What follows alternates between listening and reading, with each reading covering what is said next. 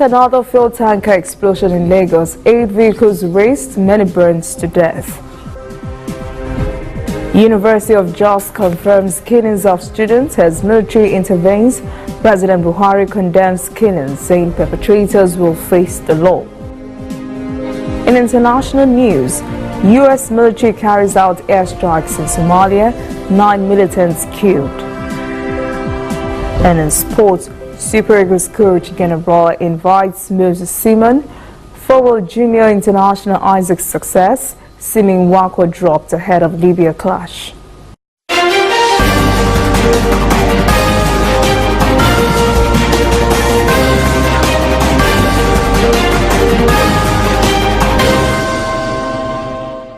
This is ANN News. I am Olajumoke Olatunji. A four-laden tanker has exploded in the early hours of today beside the office of the Department of State Security Services, DSS, and the Job Barracks on Lagos-Badagry Expressway. Eyewitnesses say the tanker fell as a result of the collapsed state of the road and spilled its contents of the road. The impact of the fall resulted in a force spill and explosion that followed. Other vehicles caught fire in the process. 8 vehicles were burned to the inferno, while an unconfirmed number of people who were trapped in their cars were burned to death. Others who jumped out of the vehicles sustained various degrees of injuries. This is the third time in a few months that Lagos has experienced this type of catastrophe involving petrol tankers. The University of Jos has confirmed the death of a student and 2 others injured in the violence that rocked the school on Sunday. The university also said 1 student is still missing. Reports that 7 students were killed in the violence were also debunked by the university authorities. Police Commissioner Undi Adi had denied knowledge of the attack 24 hours after the incident was first reported on social media.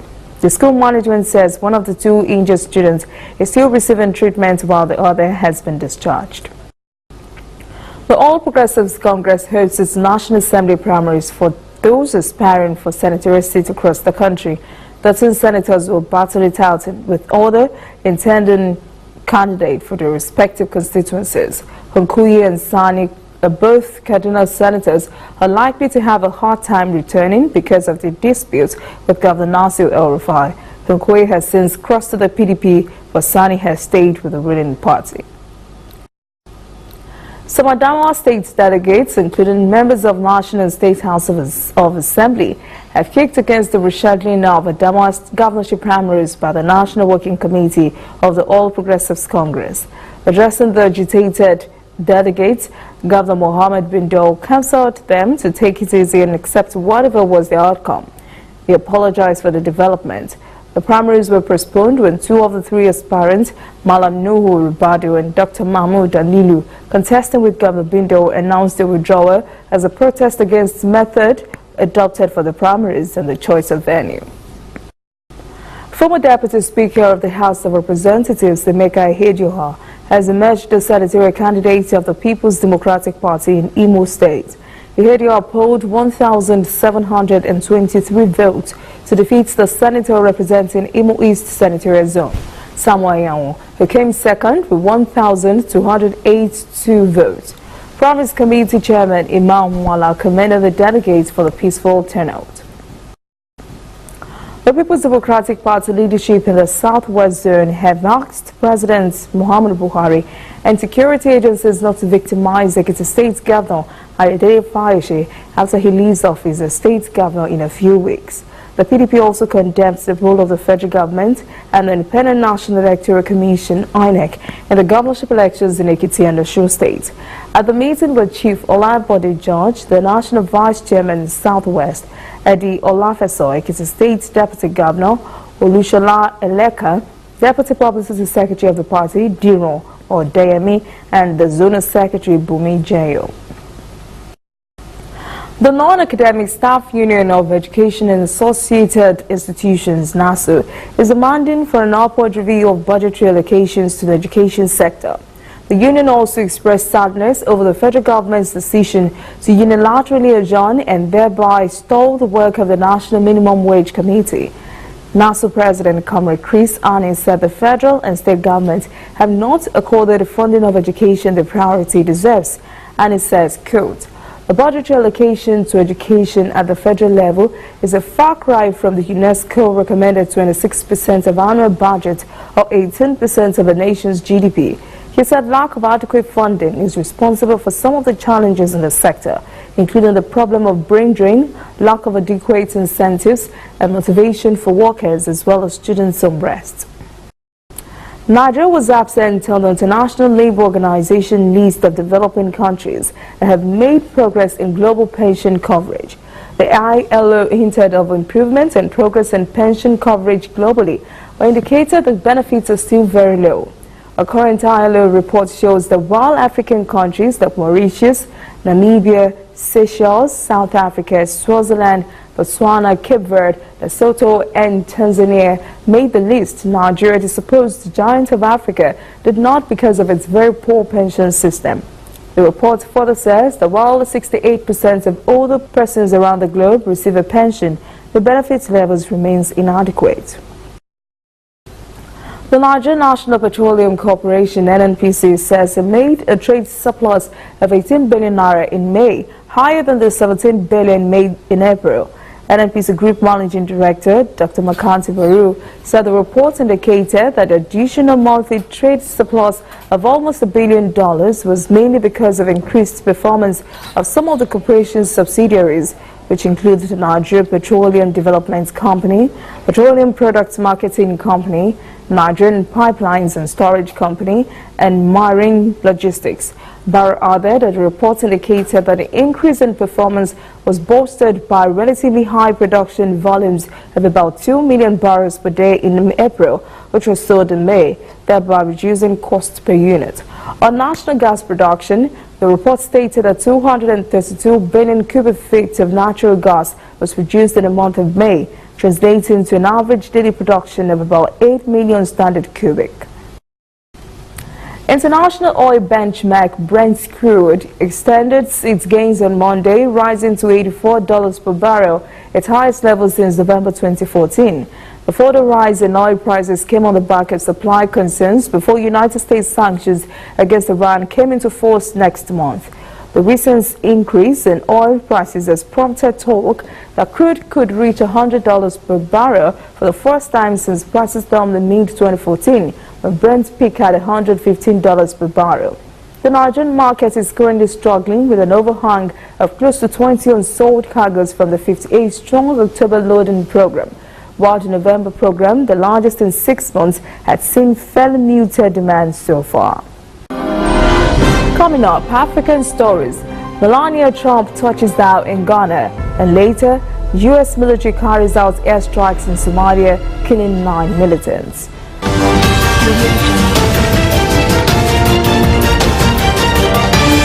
You are watching ANN.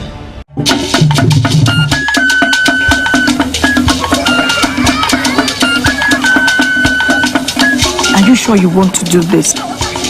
Adam, go and bring us your husband. Okay, hello baby. We're in this together, okay? Can you hear me? Keep coming forward.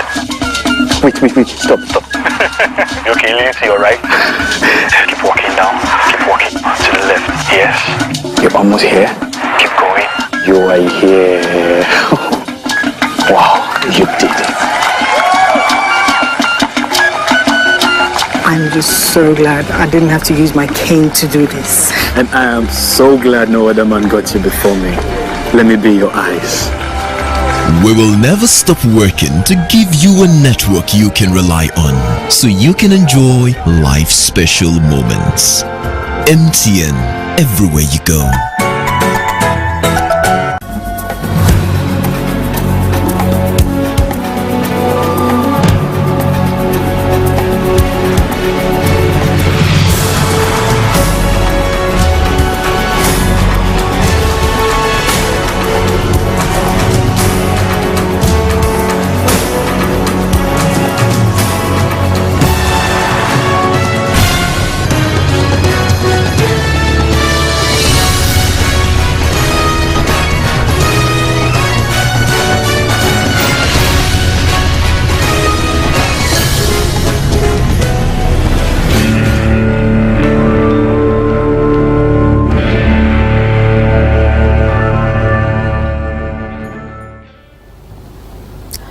Welcome back. This is in the news in African stories.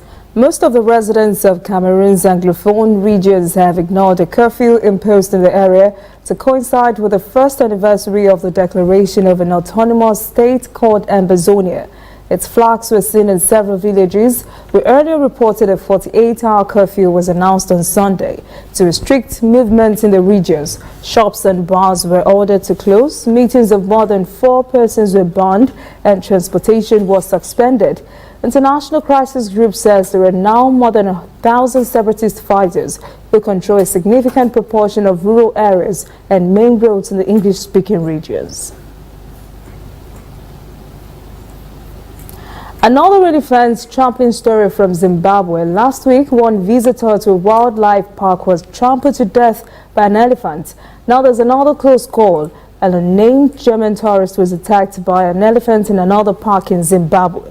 This time, though, the tourist was lucky enough to get away, but not before she was seriously injured by the elephant. In the resort town of Victoria Falls on Saturday afternoon, it is believed that the victor's proximity made the elephant uncomfortable. State Parks and Wildlife Management Authority spokesperson Tinashe Farawo says people need to know that this is the breeding season and most of the elephants have cars around them, so they tend to protect them.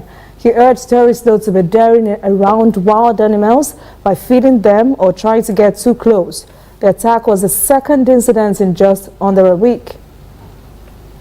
The Suez Canal, sitting strategically among Asia, Africa and Europe, has seen booming trade on the 3 continents. Running through northern Egypt and surrounded by desert, the canal holds the country's destiny and is also one of the busiest shipping routes under China's Belt and Road Initiative. ANN's Lucia Adeyemi has this report on the vital canal. Nearly 100 vessels travel the Suez Canal every day, with each ship charged a service fee. The canal made a total income of about $5.5 billion in 2017. That constituted a prominent source of revenue for the country. It's a hub, the biggest hub here for trading between Asia and Europe. There are several advantages here to use the Suez Canal. The vessel or the ship can pass smoothly without any problem. Even after the new expansion of the canal, now it's like both ways. There is no stoppage. Also, I think the biggest portion for the trading between Asia and Europe to connect the both sides, the east and west. Since the Belt and Road Initiative was proposed 5 years ago, Chinese investment in Egypt has grown significantly, doubling from $6 billion in 2015 to $12 billion in 2017. 运河的地理位置，因为它这个 Geographically, the canal is a shortcut that connects the Indian Ocean and the Mediterranean Sea. If we don't go this path and take the route of the Cape of Good Hope, it will cost much more time and money, and that will delay our schedule.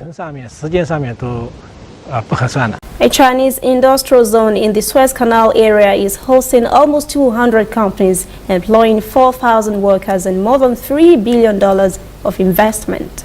Here the government now, they are giving some privilege to the investor to have like a new industrial zones, industrial location, give more support and more exemption for the factories in order to open a new factories here in Egypt, especially for the Chinese investors. The success plays out in multiple ways, serving as a pivot station and a contributor. Egypt also benefits from trade between Asia and Europe. Lucy Adeyemi, ANN News.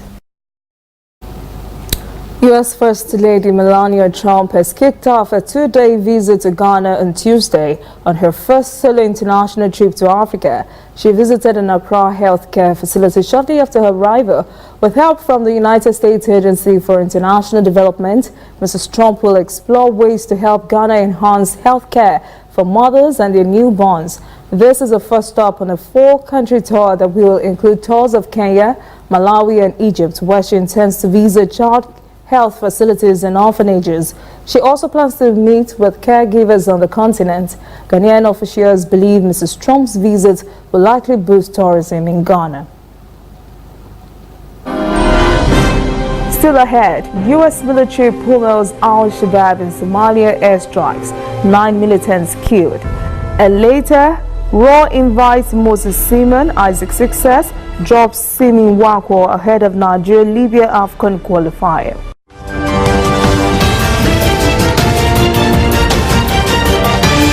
You are watching ANN. If you know fit go internet or follow for Twitter, you know fit snap photo send or get it photo send. That because you dey use Palasa, your phone no dey answer. See me see wahala.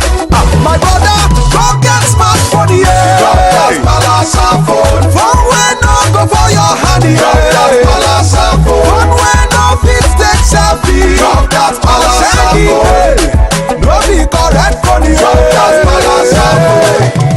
Upgrade to a smartphone today and get double data for 6 months on any MTN data bundle you buy. Simply purchase a smartphone from any store anywhere in Nigeria or bring your current smartphone from any network. Insert your MTN SIM card to start enjoying your double data bonus. Offer is open to all new and existing MTN subscribers. Join the largest smartphone movement today. Make it not for your hand. That's Palasa phone.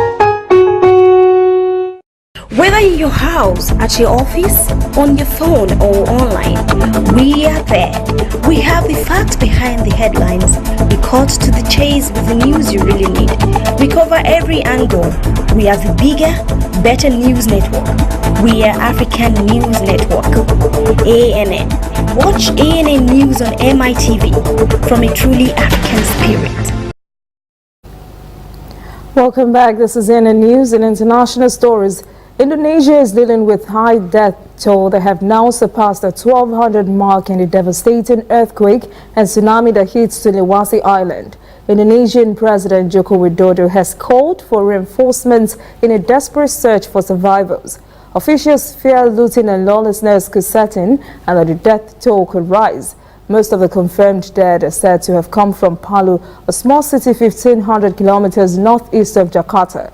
The 7.5 magnitude earthquake triggered tsunami waves of up to 20 feet. Some remote areas have been cut off since Friday. Nearly 800 Indonesians are also seriously injured. The Red Cross says the situation was nightmarish. Many are without food, water and medicine. France says it has seized assets belonging to Iran's intelligence services and 2 Iranian nationals. This is in response to a June plot to attack an exiled Iranian opposition group's rally outside Paris. A small French official said Paris is sure the elements of the Iranian state were behind the bomb plot and that it was likely to have been hatched by hardliners looking to undermine President Hassan Rouhani. The hardening of relations between Paris and Tehran could have deep consequences for Iran. It is happening at a time when Rouhani's government is looking to European capitals to salvage a 2015 nuclear deal after the United States pulled out. The attempted bomb attack took place in late June. The plot targeted a meeting of the Paris-based National Council of Resistance of Iran outside the French capital. U.S. President Donald Trump's lawyer, Rudy Giuliani, and several former European and Arab ministers attended the rally. The French government gave no details of the assets involved, describing its measures as targeted and proportionate. It said it has acted as the instigators, authors and accomplices of the forward attack. The U.S. Africa Command has announced the U.S. military conducted another airstrike in Somalia, killing several militants belonging to the terrorist group Al-Shabaab. A defense official said a drone carried out the strike 60 miles northwest of the capital Mogadishu. The U.S. military has carried out airstrikes for 6 consecutive days in Somalia since Thursday, killing more than 45 Al-Shabaab and ISIS fighters. Earlier this month, the U.S. launched the first airstrikes against ISIS in Somalia. There were roughly 30 airstrikes in Somalia in 2017 after President Trump authorized the military to begin conducting offensive airstrikes against terrorist groups in Somalia. So many words have been used to describe the ongoing Brexit talks, words like unworkable, unacceptable, but these words have done nothing to reinforce what many had thought would be a chaotic divorce as talks continue between Britain and the European Union. Behind the scenes, both sides are preparing concessions as part of what one British official called a constructive that could yet lead to a deal. Officials and sources on both sides say there is clear will to try to overcome the obstacles to winning a withdrawal deal and agreeing a framework for future ties, a Northern Ireland border and EU-UK trade deal. Details are scarce, but the EU is planning to start putting in writing its offer for future trade ties, a demand Britain has pressed after officials felt Prime Minister Theresa May was snubbed at talks in Austria last month. With only 6 months to go before Britain leaves the bloc, the lack of clarity over the divorce has spooked market by increasing the possibility of a no-deal Brexit, which both sides say they are working to avoid. Up next, sport. Broa invites Moses, Isaac's success ahead of Nigeria-Libya clash. Stay with us.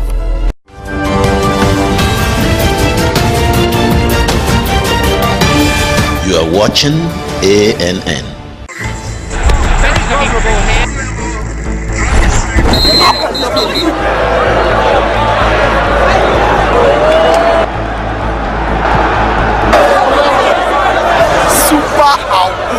MTN gives 2,000% bonus for reactivating your MTN SIM.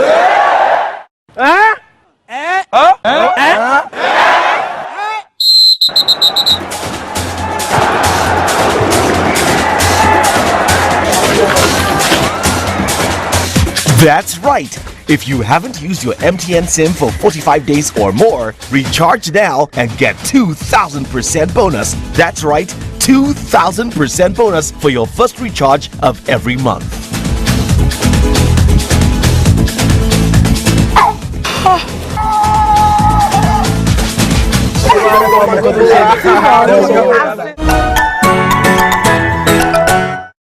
We are on the road every day, canvassing throughout Africa for news you really need. We follow the story everywhere, from every corner of Nigeria to the wide African expanse. We bring you what's making headlines. We connect you with news you can use. ANN, African News Network, in a truly African spirit. Welcome back. This is ANN News. In sport, Super Eagles coach General has invited winger Isaac Simmons and ex-junior international Isaac's success alongside 22 other players for this month's 2019 AFCON qualifying fixtures against Libya, but he dropped Italy-based Simeon Wanko, who was in the squad against Seychelles in September. The first leg holds next week Saturday in New York, with a return fixture billed 3 days later. Enyimba Football Club of Aba have virtually won all available trophies on the continent, but are desirous of annexing the Total CAF Confederation Cup that is yet to grace their impressive trophy cabinet. The two-time African champions drowned Rayon Sport of Rwanda with goals in the quarterfinals, finishing with an impressive 5-1 aggregate to set up an exciting semi-final tie against former African champions Raja Casablanca of Morocco. The first leg of this eagerly awaited tie is slated for Enyimba International FC Stadium in Aba on Wednesday, while the reverse fixture will be held at Mohammed V in Casablanca in late October. That is ANN News this evening. Thank you for joining us. For details on this and other stories, visit our website, tnnafrica.net. Conversation continues on our social media platforms, Twitter, Instagram, and Facebook at TNN Africa TV. I am Olajumoke Olatunji. Have a pleasant evening.